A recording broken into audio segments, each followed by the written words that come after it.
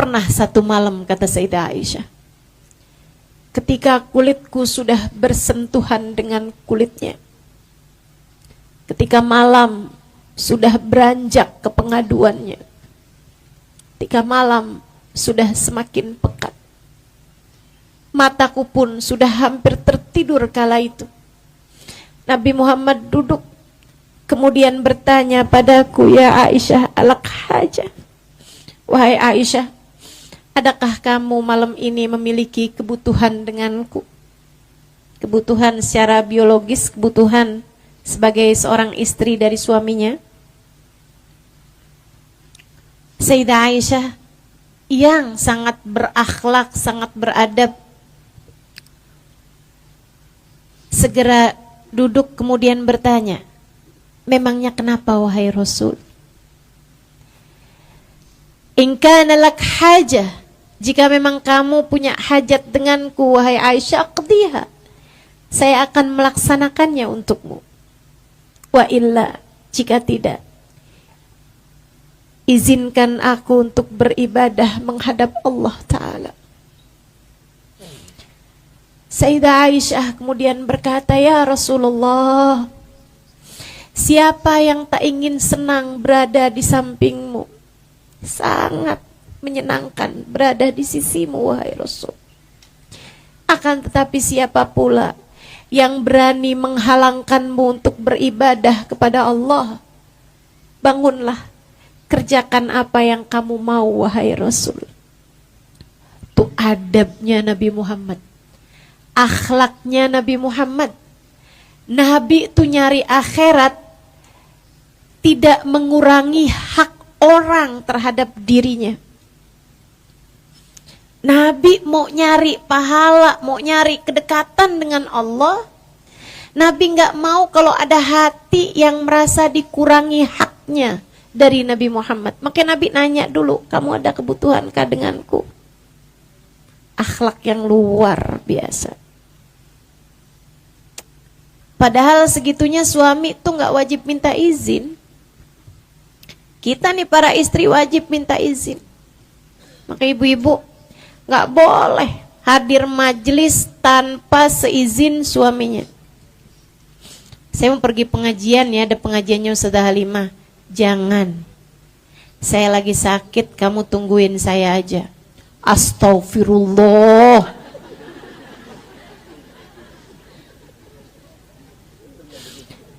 Memang di atas muka bumi ini selalu ada syayatin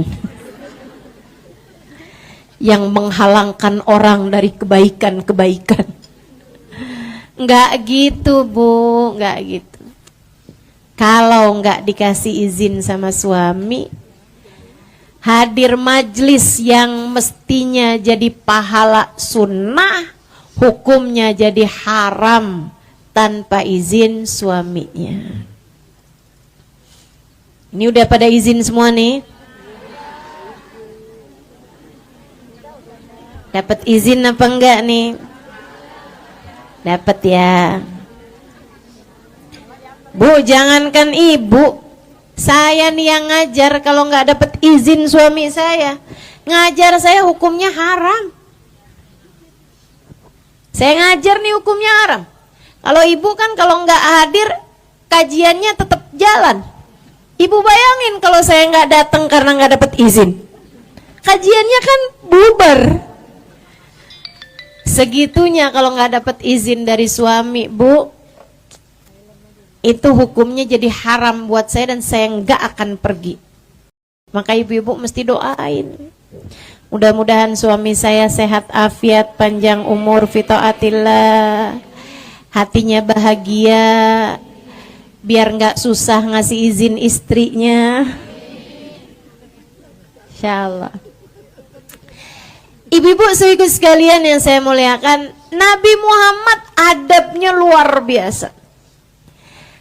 Sayyidah Aisyah bercerita, nggak lama saya pun lihat Nabi Muhammad sholat di kamar kami itu. Kamarnya sempit Bu, saya udah pernah lihat. Ibu udah pernah lihat? Saya udah pernah lihat. Itu adalah apa tuh namanya,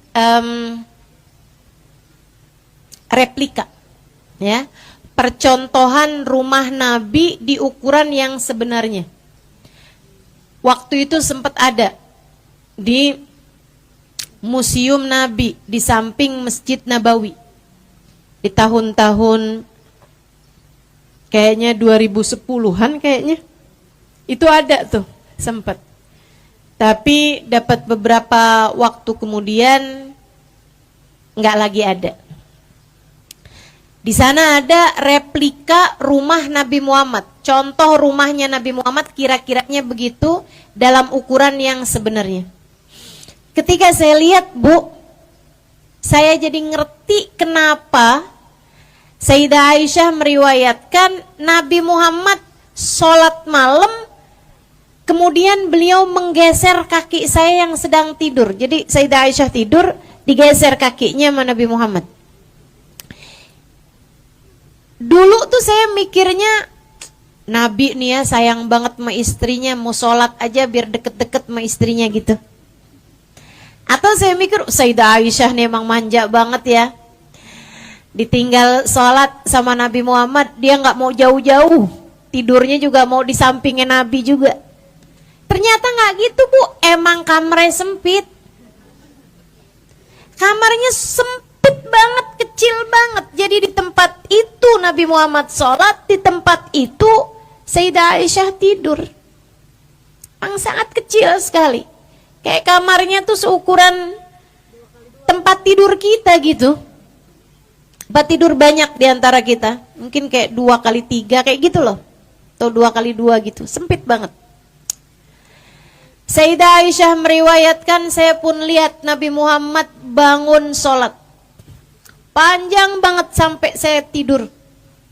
Saya kebangun di pertengahan malam, saya lihat Nabi Muhammad masih sholat juga. Saya tidur lagi, saya kebangun, entah berapa lama kemudian saya lihat Nabi Muhammad masih sholat juga. Saya tidur lagi, saya kebangun sepertiga malam yang terakhir dan saya lihat Nabi Muhammad masih sedang sholat juga, bahkan kakinya telah bengkak karena berdiri mengerjakan ibadah. Itu para ulama mengatakan, kaki bengkak mengerjakan ibadah itu, kita kalau sholat malam nih, selama itu kaki nggak bengkak, kata para ulama gitu. Ini kok Nabi kakinya sampai bengkak? Dari beratnya apa yang turun kepada Nabi besar Muhammad sallallahu alaihi wasallam. Di atas punggung beliau, dari besarnya apa yang diturunkan Allah kepada Nabi Muhammad, sampai membuat beliau merasa berat dan kaki beliau sampai bengkak. Atau para ulama mengatakan, karena beban hatinya Nabi Muhammad. Beban hatinya Nabi Muhammad memikirkan kita umatnya, memikirkan dosa-dosa umatnya, memberati pikiran, memberati punggung Nabi Muhammad alaihissalam, sampai membuat berat kaki beliau sampai bengkak kakinya. Sallallahu alaihi. Katanya Sayyidah Aisyah habis Nabi Muhammad salam, ya Rasulullah, lima hadal juhud kullah. Wahai Rasul, kenapa sampai maksain segininya sih? Sampai bengkak-bengkak kayak gitu loh Rasul. Alaysa qad ghafarallahu lak ma taqaddam min dzambik wa ma ta'akhkhar. Bukankah telah Allah ampuni dosamu yang lalu maupun yang akan datang? Sayyidah Aisyah sangat faham Nabi Muhammad gak punya dosa. Sayyidah Aisyah sangat faham bahwa yang memberatkan bebannya Nabi Muhammad adalah urusan umatnya. Kok sampai kayak gini sih Rasul? Kan udah dapat jaminannya Rasul. Nabi Muhammad menjawab, jika memang telah diberi jaminan, bukankah aku senang? Afala uhib an akuna abdan syakura. Aku pengen jadi hamba yang mengerti berterima kasih kepada Allah. Tuh Nabi di luar bulan puasa aja kayak gitu ibadahnya. Gimana?